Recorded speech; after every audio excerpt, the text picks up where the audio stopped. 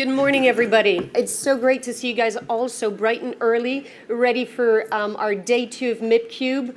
We had such a fantastic first day, so interactive. You guys tweeted like crazy. It was fantastic. We actually trended in France for a few minutes, which is quite lovely. We were trending. We were very trendy yesterday.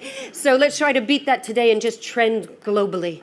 And it's particularly a pleasure to kick off day 2 because, of course, this is the day of the startups. This is the big pitching sessions.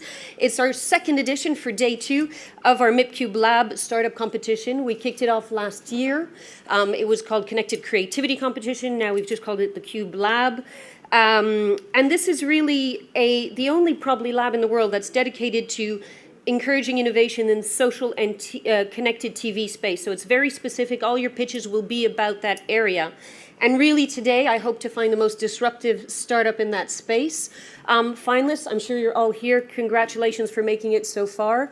We'll be kind to you today, we promise. So just have fun out there whilst you pitch. I want to thank our fantastic global MIPCube sponsors and exclusive partners on the innovation front here today at our MIPCube Lab, the Vivendi team. Now, Vivendi have really demonstrated a unique commitment to this space and to the competition. They've actually built a great program over the next 2 days with the startups. Vivendi, presented here by Sandrine Dufour, Executive VP of Innovation, Deputy CFO, and her team. They'll be following every pitch, every deliberation. But in order not to influence the jury, they've actually decided to award their own prize, the Vivendi Coup de Cœur. And so poor finalists, the 3 chosen finalists get to pitch again in front of Vivendi, and they will be awarded the Vivendi Coup de Cœur, which we'll reveal tonight at the Creative Party. I hope you all come. It should be a really great party, and it's where we're also going to reveal all the winners of the different competitions that have happened over the last 2 days, so it should be really fun. Vivendi is also hosting a lunch for all the startups and the jury. And finally, we get to hear from Sandrine at our Super Sunday session at MIPTV. That's where Cube invades MIPTV at the Super Sunday session, where we'll find out a bit more about Vivendi's approach to innovation and how it's going to work with startups.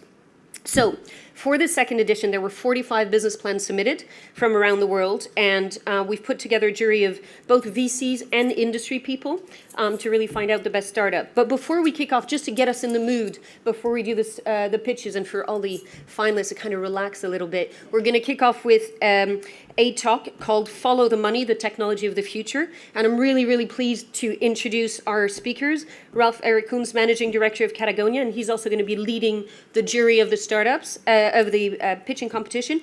Anthony Rose, co-founder and CTO of Zeebox, and it's going to be moderated by Bobbie Johnson, who's our European correspondent for our great digital media partners, GigaOM. So please come on stage.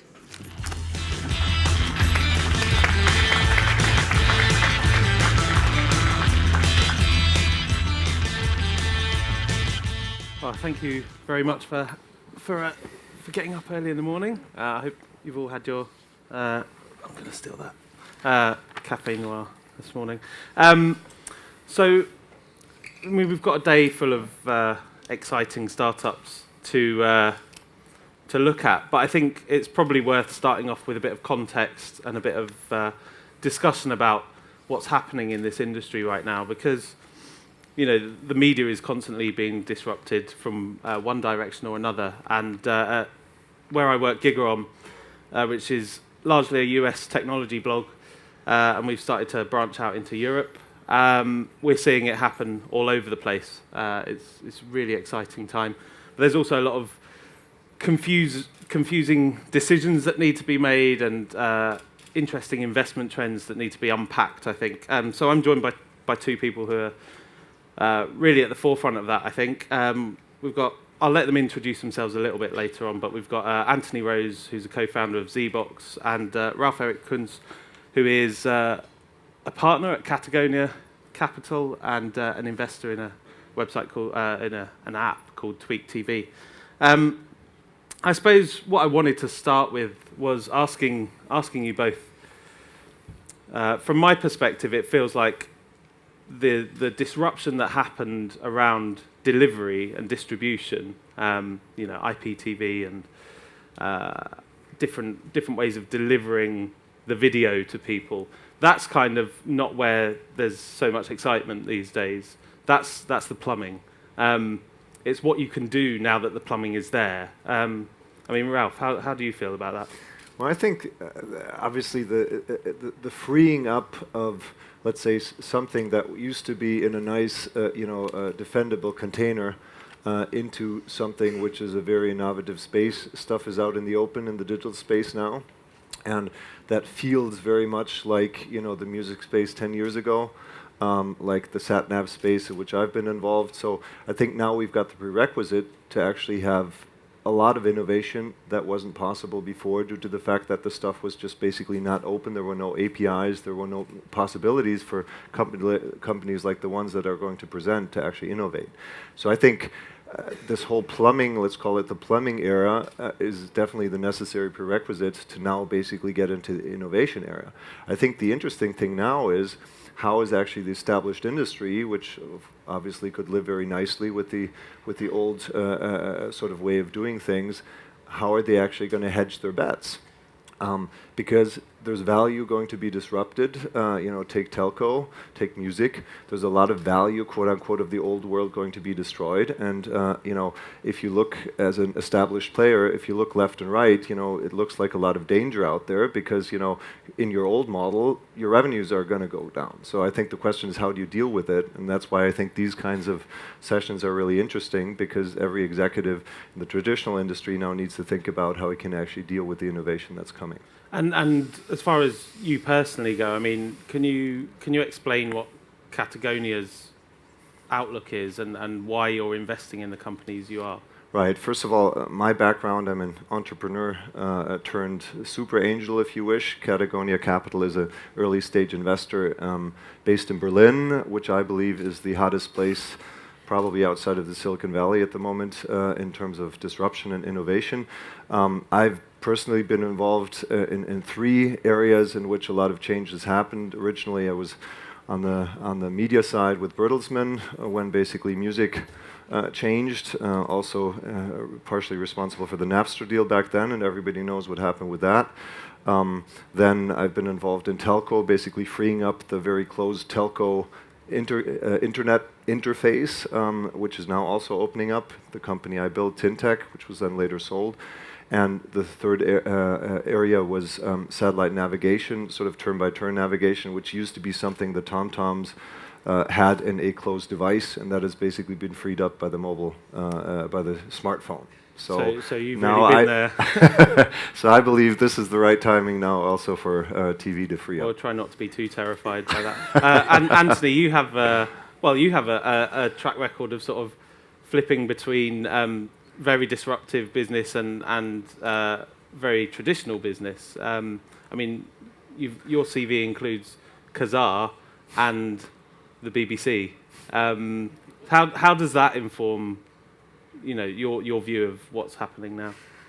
No one actually ever intends to be disruptive. I think you're just stupid if your intention is to be disruptive. What you do is you see technology always provides new opportunities. Things become available, the rise of tablets and smartphones and the fact that they have fast browsers in them, internet streaming speeds increasing. So technology always provides new opportunities. And as an entrepreneur or as a technologist, I don't really seek to be an entrepreneur. I just love making great technology. You're always looking to do something with it. And back in Kazaa days, the people I work with saw the rise of online distribution for music, and the music companies, I think, preferred to keep selling the shiny discs, which they made a higher margin on. And in those worlds, you can either keep trying to pretend the world isn't changing or embrace it. And I don't think broadcast is like that, but I think if I compare my time with the BBC with iPlayer, you mentioned the technical challenges a few years ago. I think it was all about broadcasters or content owners dealing with the technology of streaming on the internet and so on. I think the fundamental change that's happening now is in my area now, which is the second screen or companion viewing application. There's a new freedom because you're creating experiences around the content. And so it's not the content owners or the broadcasters who are doing it. There are lots of .com startups. And I think that will completely change the rate of innovation and the type of products that were created. And essentially it's because previously the rights owners were the only ones who could create the proposition. Now it's anyone can create a companion proposition. Yeah, I mean, that's the relationship between viewers, program producers, and broadcasters has traditionally been set up in one way, and now it seems to be moving in a very different, disintermediated way. You know, suddenly program producers who would sell to a broadcaster and then the program's gone. Now they're able to build around the program and use some of these technologies and some of these services. There's a lot of investment going into that kind of area, and a lot of people are sitting there wondering whether they should be building things or partnering with people. The flip side of that is monetization. I mean, how does what's happening today help program producers make money and reach their viewers better? Well, I think first of all, if you look at the established model to a certain extent, and if you look at how effective something for an advertiser has been measured, and compare that to what's going on in the internet, that seems still very antiquated. And I think if you look at the food chain, at least of free TV, obviously you've got an advertiser that pays for something he believes is happening, and then you've got people, producers producing something that believe that will attract audience. And I think one of the effects, obviously, of this disintermediation you mentioned is that there's more direct involvement. Obviously, there's more, then also more, due to the interactivity of the technology, now more measurement of what's going on. If there's more measurement, then obviously there is going to be changes in the way advertisers actually are willing to pay for things.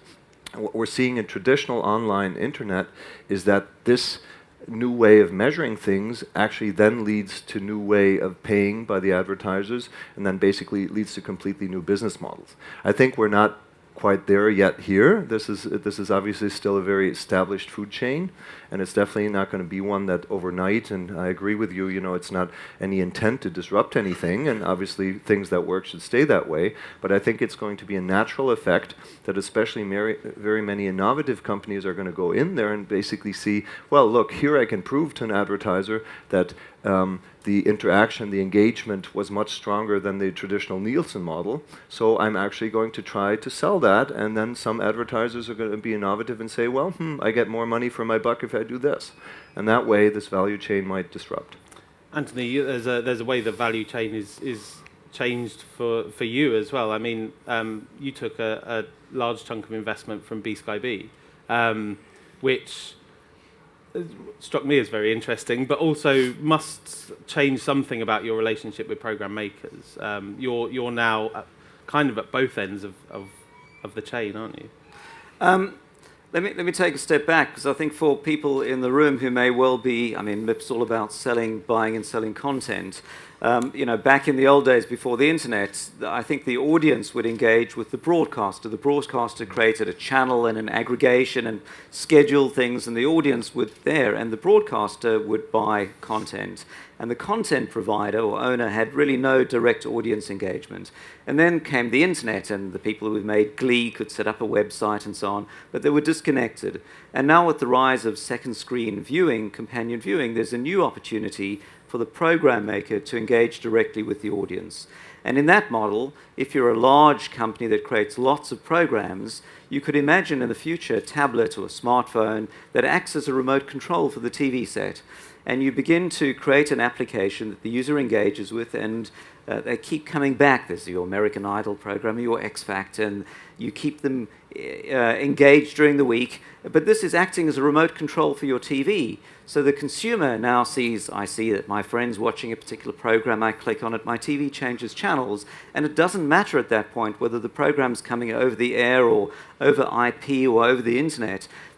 So the broadcaster, who today is a distributor, a channel, and a content provider, may ultimately almost be like an ISP, and the audience engages directly with the program maker that creates and drives demand. Now, that's sort of one way in which things can play out. And I don't favour one way over another, but I think for the program makers in the room, they could look at that. You kind of do favour one way over the another, because you've built an app that allows you to change the TV channel and brings all that stuff in. So, I mean, you clearly believe that and are betting on it.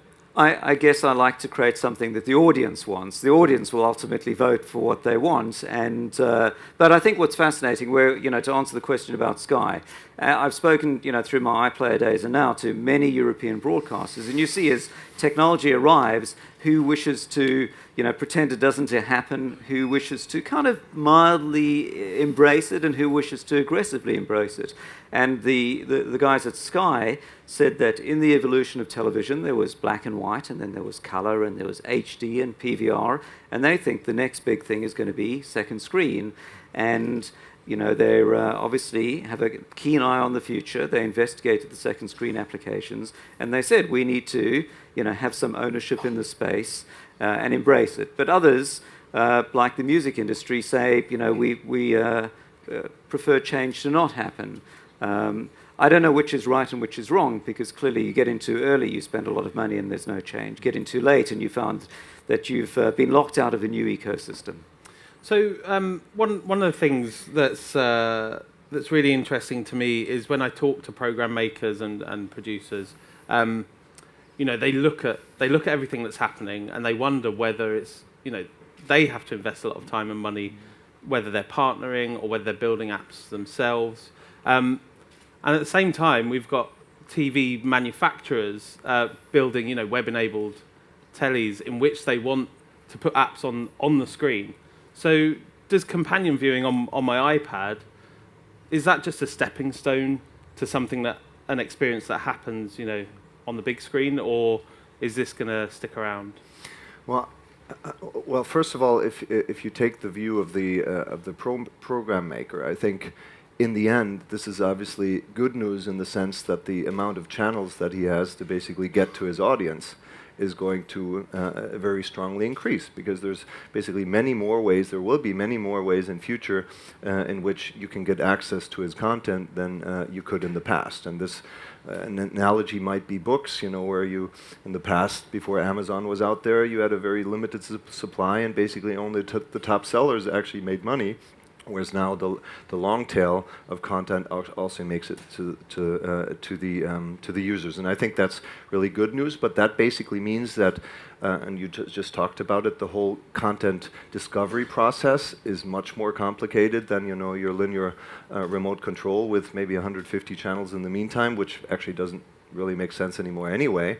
And I think therefore, in the end, the discovery process will be different than it had been. I basically believe that the second screen, first of all, I don't like this word second screen, because it basically implies it's sort of inferior to the first screen. It's smaller. It is smaller, but I think it is a different screen, and I'd like to more use the frame best screen, because I think there's certain things you're going to do on your iPad. There's no value judgment in best screen. Huh? Huh? That's not a value exactly, judgment. Exactly. And I think the calls out to a certain extent, whether how the screens are going to interact with each other. I think we've had this discussion before that if you look over the last 10 years, how interaction with the main screen has happened. The remote control is still out there; it's practically unchanged. So apparently, there's not really great ways to interact with a screen that's a couple of meters away. And if we look at what's happened with touch and with touch technologies and interaction there, a lot of innovation has happened there.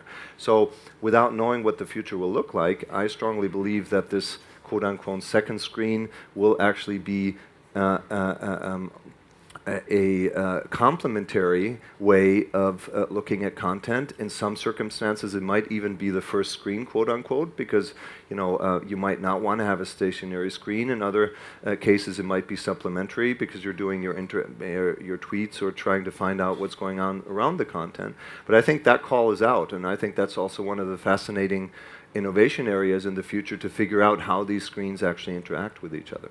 So, I mean, social is obviously a big thing that's happening with both the companies you're involved in. It's about seeing what your friends are watching. Right. It's about using what your friends like to suggest programming to you. But social, Facebook owns social at the platform end, really. What do you think producers and broadcasters can do to get in on that? Well, maybe just one before I let you go on that. I think in the end, the question will be: is the selection process are the criteria for selection, the ways I select, going to change? I think Facebook plays a very strong role at that today. We don't really know how that's going to look like in the future, and I think that's actually the fascinating thing, to build platforms, and the one we're involved in, Tweak TV, goes in that direction, to basically build a interface that is focused on moving content in order to actually simplify and make that a much better selection process than in future. Can I hop in on the previous question, which is about smart TVs really versus smartphones? And when smart TVs came out, I was really quite enthused by it, and I spent a lot of time back in iPlayer days, getting iPlayer running on all the smart TVs. But that enthusiasm really has declined for me, because they have failed to embrace what technology can offer. And I think a lot of that is between the TV manufacturers desiring to own the audience. The TV's always been dumb. The content would play through it, and there was a channel button to select a channel.